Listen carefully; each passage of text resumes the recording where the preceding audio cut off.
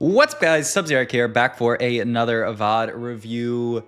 We're doing another k3soju VOD review because he dropped a bomb of a stream today. Look at this, 3.9 AVP, some beautiful games up in here. The 3-2-2-2s, the starting with the 3-1-3s, lots of firsts in there, 0-8s, and he's sitting at 1609 LP, still rank 1 in the North American region, the best region of all time, indisputably. No one who is serious about TFT would say anything different. So yeah, I just wanted to watch some K3, baby, and see what he's been doing. He also played a really fun game this game, so I want to watch that and analyze it. I think he made some really cool decisions. This is a game I watched a teeny bit of while he was streaming, so just wanted to VOD review because, yeah, like I said, I think he made some really fun decisions. So starting off with this Bruiser Enforcer opener here with the Maddie Trundle and Sedeb. I mean, it's one of the better openers here, and we're kind of leaning AD from this itemization, right? Like we have basically Even Shroud with Sword open here, or you can make a BT if you really want to. Shimmer Skill Essence, Upward Mobility, Tiny Est Titan. I don't really love Shimmer Skill Essence anymore, though I guess I could even potentially see a spot for it here. I don't know. I just don't think this augment is that good anymore since the nerfs to Mogul is male. I think if you looked at the augment stats for this, though they don't exist, they would be not ideal. Upward Mobility is just like the best generic one here, and Tiniest Titan, I mean, we actually have a decent board, so I'd feel better about taking something like Upward Mobility here, but we'll see what Mr. Soju wants to go for here. Also, my god, every time I watch this guy stream, like, looking at him makes me feel tired. Okay, interesting call with the rerolls. Actually, he left Shimmer Skill Essence like as his this is the last one that he refreshed, so had these been two horrible options, he would have been down to take Shimmer Skill, which is kind of interesting to me. It shows that he doesn't rate this that lowly. Honestly, let me go down, because actually I think it's important to understand like like augment priority and stuff like this. I want to see how Dish Soap rates Shimmer Skill Essence, because I was under the impression that it's not that good. I mean, 8's here. Okay, maybe I'm underrating this augment, so definitely something that even Dish Soap says, you know, it's perfectly serviceable to take. All right, so maybe, I'm not sure why they think it's that decent. In any case, we roll past it all. Now we're basically with 3 completely new options: Buried Treasures, Bruiser Crown. I'm the carry now. Yeah, you could certainly look at just a Bruiser Crown take here and play. I mean, this looks great, right? It's 4 Bruiser start. Yeah, I mean, I feel like this is the obvious opener. We have a Bruiser opener. We can build Even Shroud, play for like a Bruiser Twitch game. This comp isn't as good anymore. Once again, if I were to use Dish Soap's tier list, he says what, it's B tier, but I mean, I think it's a solid B tier in this spot. I guess the higher tier option is something like Buried Treasures or I'm the Carry now. According to the tier lists, but I want to see how he rates them. Oh, he says I'm the Carry now is B. So like, yeah, if you were to go to buy a tier list, which is like fake stats, then it would be Buried Treasures, I guess, which is also a perfectly serviceable option. I would expect the Bruiser Crown to be the pickup here, just because you get to play for 4 Bruiser. Yeah, you get to play a strong opener, but no, okay, he's down. He doesn't, it looks like in this spot, Soju doesn't want to lock himself into playing around Bruisers. Maybe his thought process is just the line is not that strong, and I don't know, I think this is something really cool about how Soju plays TFT, and just I've been watching his stream as he's been smurfing up recently, and like Soju just has a really good understanding of like how to play for high cap and what are the broken things in TFT. That's what he's always been really good at, is, you know, doing the Soju special, like fast 9 type thing, fast 8, and, you know, just absolutely roll it down on those levels and use that to stabilize. This is actually a really cool call out board wise as well. Wow, I actually love this early board from Soju. I think so few people would actually play this here, where he's actually just gonna make Trundle his damage dealer and play 2 Sentinel on this board. 2 Sentinel interacts really nicely with the fact that we get a bunch of extra HP from Bruiser, healing from stuff like this BT. Like, this is actually gonna make our board so much tankier, so much better than actually playing Enforcer here. That's actually like a really genius thought from Soju to play this board. I don't know, maybe it'll be enough to beat this board, honestly, just playing around this Trundle too. Wow, I mean, the board that he was playing before this almost certainly would have lost to that board. I think that's just a genius call out from Soju. Now he can actually get Enforcer in as well. He's got the bow if he wants to make a Gwinsu, and he's on a 2 streak with hopes of 4 or 5 streaking. So I fully expect if we fight somebody really strong here for him to just slam the Gwinsu and have the idea that that can go onto another unit down the line, like a Quirky. The idea here, I think, is that we're going to play like a 4 Enforcer or 4 Emissary type game, where, you know, we've made this BT Sunfire. You kind of can slam anything AD items wise in that comp, and then, you know, Ambessa's going to hold all our Bruiser Brawler type items like this BT. The Gwinsu's going to go into Corky, and, you know, it's not Bis Corky, but it's not Whis Corky. It's not terrible. And yeah, honestly, I thought he might team planner it out right now, but we'll see. All right. What do you take here off Kara? So like a sword or a glove or something, ideally? Just some kind of like, I guess Giant's Belt is also like half Warmogs if we can't get any of that stuff. I mean, Cloak's not terrible, but yeah, I think Giant's Belt makes the most sense here. This can be like Warmogs. There's not that much else it could be. I guess Starax is maybe another possibility. I mean, that's Even Shroud. Wait for combat, but I think we're certainly down to make this. Okay, he's not even. Soju is, he's so locked in for playing for win streak here, he's not even going to wait for combat. This is, well, I guess he does kind of have to make the call about how he wants to move items around.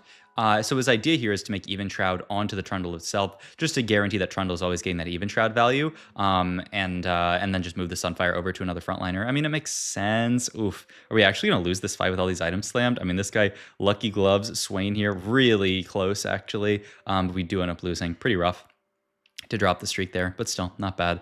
I think also Soju probably realized, like thinking about this line a bit more, and once again, this is something that Soju is so good at, just understanding what a comp needs and like what is really high value in this comp.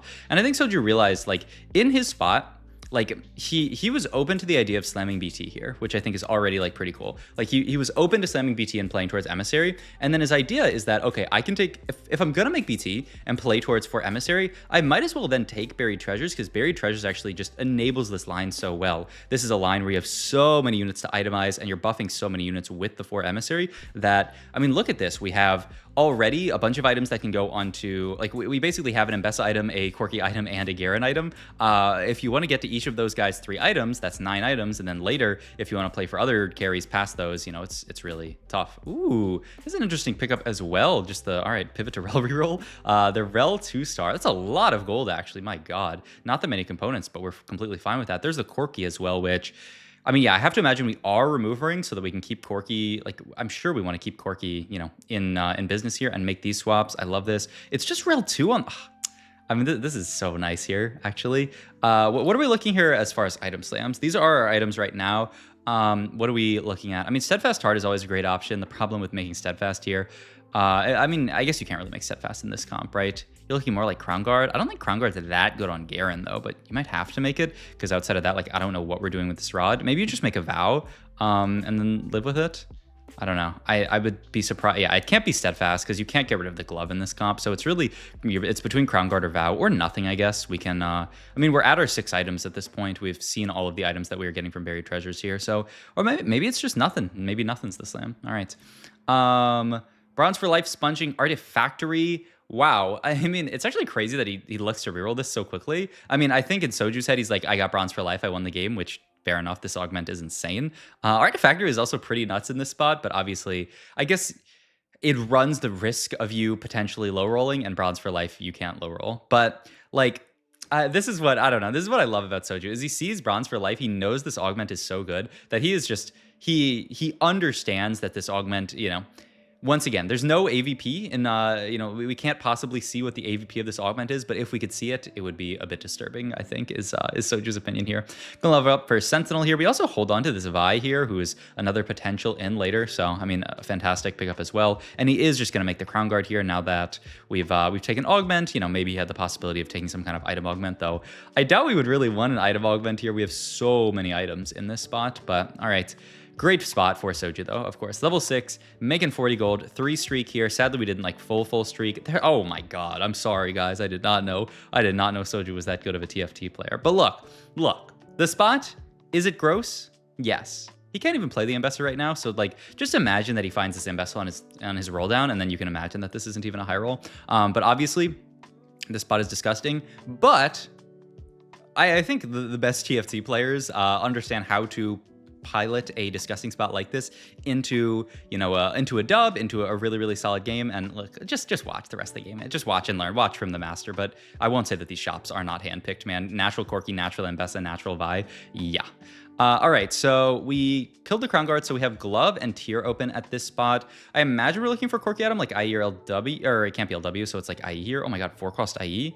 Could we perhaps? Okay, we can't. Maybe another glove here, and then you can make Hodge and feel pretty happy about it. Yeah, Hodge for Embessa. BT Hodge is a little sketchy. It's like a bit too much healing, but then, I mean, we also have the damage amp from Bronze for Life, so as long as we get some kind of anomaly that helps us do more damage, then I think we'll feel fine. And yep, Hodge Slam onto the Trundle. I'd love how he's used this Trundle this entire early game. Like, I really do.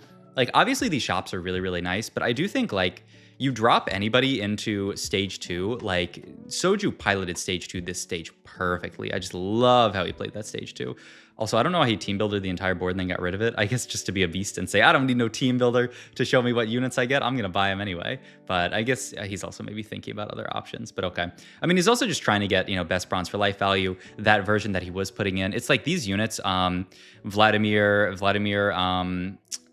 Vladimir, the guy who shoots the gun, Gangplank, and Swain have insane synergy just with the rest of the board as far as getting traits in. And then, you know, Corky fits nicely on there, and then like a Vi on top of that. But there's also TF. It's like there's actually so many units that you actually like you want to fit onto this board. So we'll see. Like TF almost feels like necessary when you're playing Vi, but then you can't really play like the Vlad setup. I mean, he could also just play around what he hits, but you know, he already has this Vi. There's an Echo as well who like probably doesn't end up coming onto this board, but you know, he's scrap amateur, yeah, like a little bit tough to fit those traits, but you know, definitely something. Yeah, he immediately actually sells the Echo here. I don't know, maybe we could have held it for augment or something, but I mean, Soju's idea is that he can't play it. Great items here as well. He gets the full IE here. We have double IE if that's something that Soju is interested in.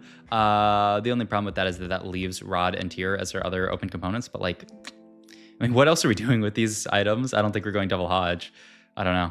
Okay, we are actually going to go double Hodge. The idea being that one Hodge can sit on Corky. Oh, smart. And then we hold on to the sword for something like a Starax, Edge of Night. Okay, I love this itemization, actually. Double Hodge here with the idea that, you know, a little bit of healing never hurt anybody onto Corky. Also, like, he's getting extra tankiness from Bronze for Life and extra damage. So, like, the Hodge, extra healing onto that. Not bad at all. All right, I love it. We are pretty rich in this spot, just going to forward to it and look for our entire board in this position. One more Prismatic augment coming up. Remember, this is a triple Pris lobby, so Soju's very strong, but so are a lot of other people. Certainly never this, probably never this, probably never this. Yep, okay, so let's do a triple reroll here, I would say. These are all terrible. Tomb Raider pretty bad, Call to Chaos.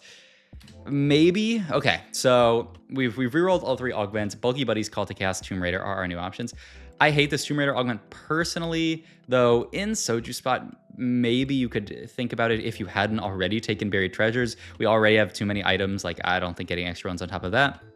So the question is, do you want something generically solid, or do you want what's in the mystery box? I'll say, I know what Soju took here, and he is... I mean, he's a beast for this. I don't know. I think I definitely would have just taken, oh, you know, good enough augment, a bunch of HP, scales well with the DR that we're getting. You know, like this is a solid enough augment, and I'd be happy with Bulky Buddies. But Soju says, you know what? Give me the mystery box. He takes Call to Chaos here. And look at this, okay? Because this is really quite odd here. We get the 5 emblem option, and these are like in some ways really solid emblems, in some ways not solid emblems. Like there's a lot of stuff that we can kind of naturally fit onto the board, like we were talking about. This, like we basically can cut Vladimir now and play these 2 emblems over Vladimir. We can get an Echo in, and we get Ambusher and the Firelight in, and then we also have Quick Striker, who then reduces our need for a Twisted Fate on this board. So like it all kind of works at the same time. Like there's nothing like, oh my god, you know, we got some insane thing here. But I think what was so cool about, like, when I was watching this game from Soju is he was like, I got 5 emblems, I won the game. And just to realize that, like, I mean, looking at these emblems, you know, there's no obvious, like, really, really broken vertical in this spot that you can take here. But like these synergize well with the board. And the big thing is that we're Bronze for Life. This is so many. We don't need a super solid, like huge vertical. Obviously, we'd be perfectly fine with that if we just got like, I don't know, some kind of broken emblems that allowed us to play for that. But I mean, now we're just going to see Soju try to work out his board here because he's only 10 gold at this point. He's level 8. He's pretty broke. And there's a lot of stuff that he needs to pick up here. Picks up a Twitch, picks up a Heimerdinger. He even sold the Vi earlier because he was like, I'm just not going to be able to fit Vi on this board. Now he's full pivoting into the 4 Emissary setup here. He's got the this guy as well, the Scar onto this board, who fits in a lot of stuff that we want. These items are going to move over to the Ambessa here, and then we're going to get all these traits in for 7 traits for Bronze for Life because the Emissary is gold here. Not bad at all for Soju, I would say. Definitely we can do a little bit better, I think, and we even lose this fight. I think he would realize that. Holds on to the GP pair here.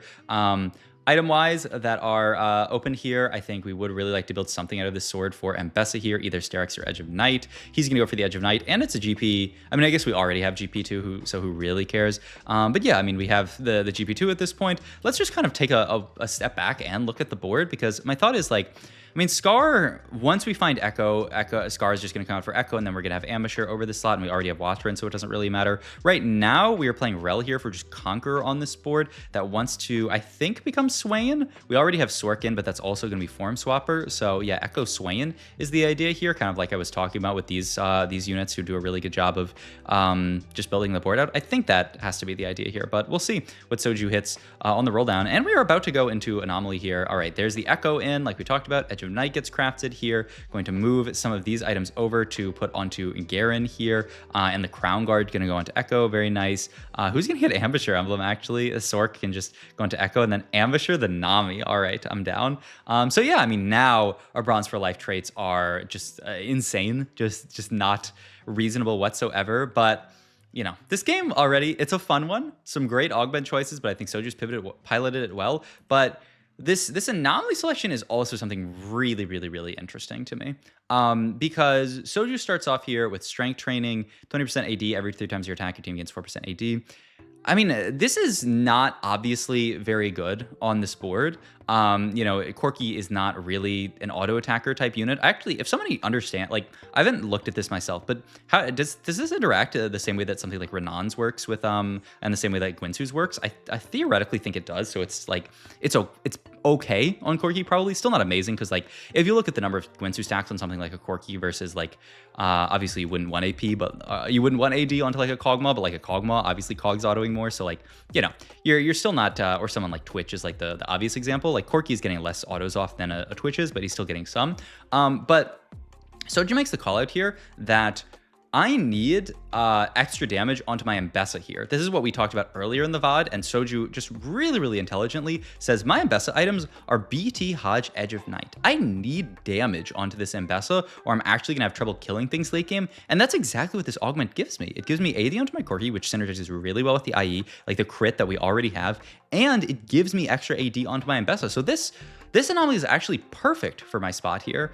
He thinks about it a lot, and he ends up actually taking it here, which I think is so genius. I think so many people, I mean, I'll at least say myself, I definitely would have rolled over this and looked for something better. But like in hindsight, thinking about it, this Anomaly is perfection on this board. Extra AD onto Mbessa is exactly what the doctor ordered, and extra AD onto Corki is really, really solid. So I don't know. I think this is such a smart call out from Soju.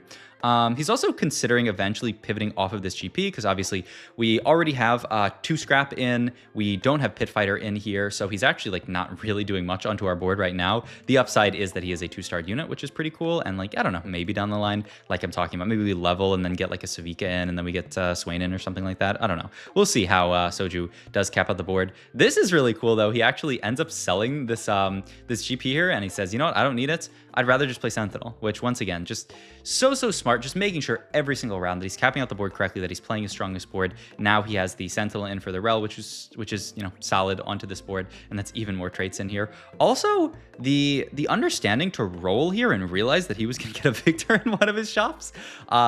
Like actually understanding that he needs to roll here in this spot, I think is really, really interesting. I think a lot of people would also be against rolling in this spot, but picking up Mbessa too, obviously, once again, there ain't no way I will tell you that hitting Victor here is not a high roll, but hitting the Victor, you know, obviously amazing for Soju, but just understanding, like, he understands the tempo of this lobby. He understands that this is triple Prismatic lobby, and that if he actually doesn't roll here on 8 with Mbessa pair, he has possibilities of going, you know, bot 4 or like, you know, something like 4th, when this is really a lobby where he should be playing max cap, like playing for the win out. It's such a smart thing to acknowledge here. Moves items over to Trist here with the Gwinsu. Like, nothing gets past this guy. I'll say, like, this game, Giga high roll, but I love like watching the game back. Even there's so many things that like I was just passively watching this game on my second monitor while I was like, I don't know what I was doing today, like looking at Christmas gifts or something like that. But like it was really, I like, there's so many things, so many small things, so many little pivots of his items. But yeah, I think this guy is the guy that Soju's really worried about. Yuso Lucas here, who has a disgusting setup. He's got the Coronation. He's got Lucky Gloves as well, with a ton of relevant units itemized. Like, that is a horrifying setup for Lucas there. And I think that's part of the reason why Soju decided to roll on 8, even though he could theoretically on this board look at pushing 9, is that he knows that there's some strong people in this lobby. If I don't maintain HP, I actually run the risk of going something like a 4th in this lobby, where I need to be playing for 1st or at least 2nd. All right, I don't know Who we have left to itemize here? We have Victor left to itemize at this point. I mean, there's not that much. You could take the Morello, yeah, just to have it, you know, like it's obviously repetitive with the Sunfire, but you know, you can, I mean, Victor hits a bunch of units. I assume that's just going to throw it onto Victor. Yeah, and it's stats onto Victor, which is not bad. But the main thing is, like, if Garen dies, at least having a little bit of heal cut onto the board is nice. I love this. All right, so checking his traits in. He has, it's 8 right now for Bronze for Life, I believe, because it doesn't count uniques and it doesn't count anything past Bronze. So pretty good. And also, I don't know. This is something maybe, you know, maybe I'm reaching too far, but like I was doing coaching the other day and I coached somebody who took this Bronze for Life augment, and I think some people get baited with something like Bronze for Life where they said, you know, I have to go for max traits every single time. Soju just realizing that, like, yes, like playing for max traits is good, but also playing units on my board that actually like does stuff is really important. Like, you know, not having the singed on his board right now, just ensuring that he's going to play max traits, but also just like relevant units, I think is so smart. Obviously Victor doesn't add a trait to this board, but ain't no way we're skipping Victor here. So just nice stuff from Soju as well. Great Victor CC here. We're going to win this fight as well, and yeah, just looking to push 9 at this point. He's holding on to the why am I blanking on Sentinel? Yeah, he's holding on to the Sentinel to potentially get in here. The Irelia, obviously he would prefer some kind of better Sentinel here. I guess you could throw in like a Rumble and he's actually scrap, so you get the scrap shield as well, which is kind of nice, but like, yeah, I mean, not crazy. But yeah, I mean, that's the dream, I would imagine.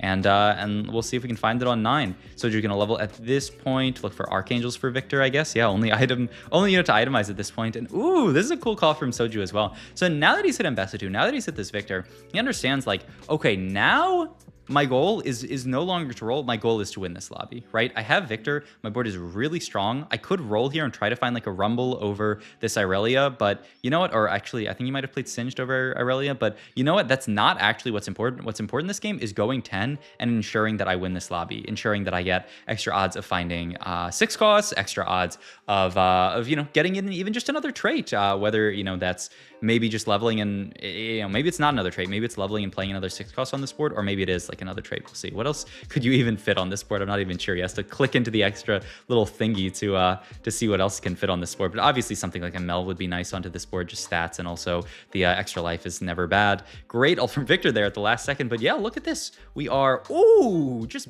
barely beaten Jungle Book. That was actually so clutch.